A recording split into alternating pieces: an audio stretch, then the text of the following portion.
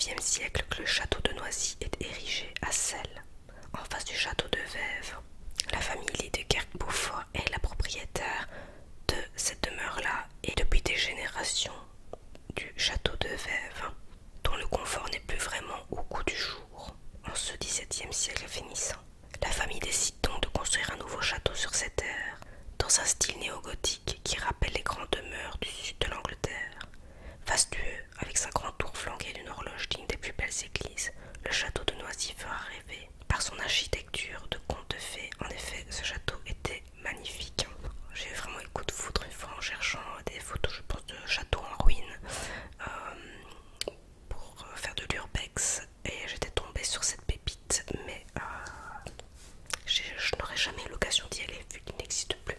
Pour se donner une idée du personnel qui s'activait alors dans cette prestigieuse demeure, Étienne Marot, échevin du patrimoine de la commune de Houillé, a expliqué qu'à la fin du 19e siècle, chaque matin, une équipe de 40 jardiniers ratissait les allées en gravier.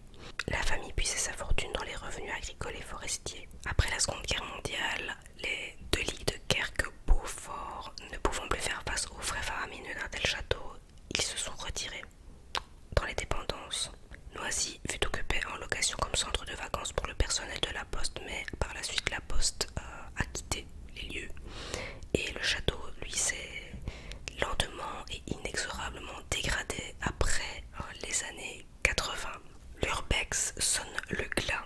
Le château de Noisy, appelé aussi château Miranda, comme je le disais au début, du nom de la société anonyme qui la gérait, suscitera un intérêt dans le monde des urbexeurs. L'urbex, qui est une pratique qui consiste à visiter et photographier des lieux abandonnés, maisons, usines, châteaux, vous connaissez très bien ce genre de choses, on en voit suffisamment sur YouTube.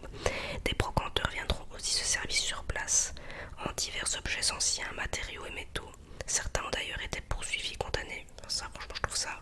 Je vous fais toujours des commentaires quand je vous fais une lecture ou autre, mais il y a des choses quand même que.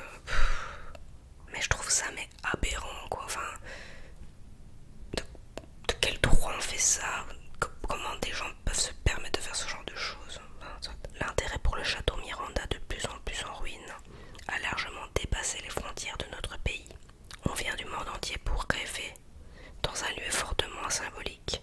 On atteste une rapide recherche sur le web où on trouve des milliers de photos venues des quatre coins du monde. D'ailleurs, je vais vous en mettre, je vous en aurai mis durant cette vidéo pour voir à quel point ce château était sublime. C'est à cause de ces visiteurs indésirables voilà, que le comte Liedekerke-Beaufort a décidé de complètement détruire le château. Voilà. Il faut dire que depuis de nombreuses années, la famille tentait enfin de lui trouver une nouvelle affectation. Elle pensait s'allier à une société hollandaise qui aurait exploité un hôtel de luxe. Mais l'état de ruine dans lequel se trouvait le château à la fin des années 90 était fort avancé. On parlait alors d'un budget d'1 milliard de francs belges, 25 millions d'euros pour le restaurer. L'opération était vouée au fiasco financier. Malgré tout ça, les visites indésirables ont continué et le comte de Liedekerke-Beaufort a expliqué qu'il y avait un problème, qu'il y a un problème de sécurité. Et il y a eu via internet de plus en plus de visites sauvages non annoncées dans le château. C'est devenu dangereux. Je ne voudrais pas qu'il y ait un accident, c'est la raison principale de ma demande de démolition. De plus, le garde-chasse assermenté de Noisy s'est fait agresser et taper dessus.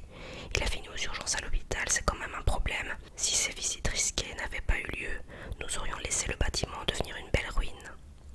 Ouais, c'est fortement regrettable. Le comte a décidé en effet de rentrer une demande de permis de démolition du château.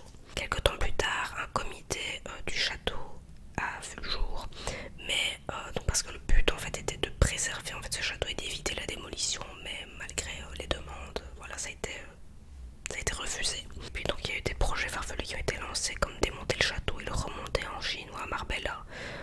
C'est l'entreprise de démolition Castagnetti, mandatée en 2016 par le propriétaire pour démolir le château, qui a lancé l'idée. Lors d'une conférence de presse qui restera dans les mémoires, le directeur commercial de la société, Reginald Rotten, a fait déclarer: si quelqu'un dans la salle est prêt à mettre sur la table une importante somme d'argent, nous sommes disposés à le démonter pour le placer ailleurs. Démonter Noisy et le reconstruire ailleurs, pourquoi pas? Les rêves les plus fous étaient possibles. Il restait tout de même un problème de taille, le budget, comme dans beaucoup de domaines.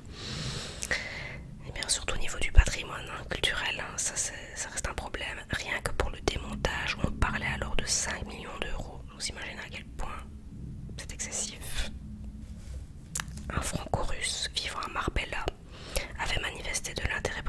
aménagé le château dans le grand sud de l'Espagne, mais il est décédé d'une tumeur au cerveau en quelques mois. Alors il y a aussi un Belge qui s'était montré intéressé pour faire déplacer le château, mais par la suite il s'est plus manifesté, donc voilà.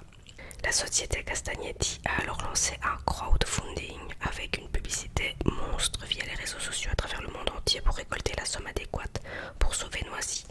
Mais le résultat de ce financement participatif n'a pas été à la hauteur des attentes et le château a été irrémédiablement rasé. Les travaux de démolition commencés en octobre 2016 et après quelques rebondissements se sont terminés l'été suivant. Il ne reste désormais plus rien du château Miranda. Des regrets certainement dans le cœur de ceux qui auraient voulu conserver ce vestige du patrimoine wallon, mais la raison l'a ici emporté sur le cœur.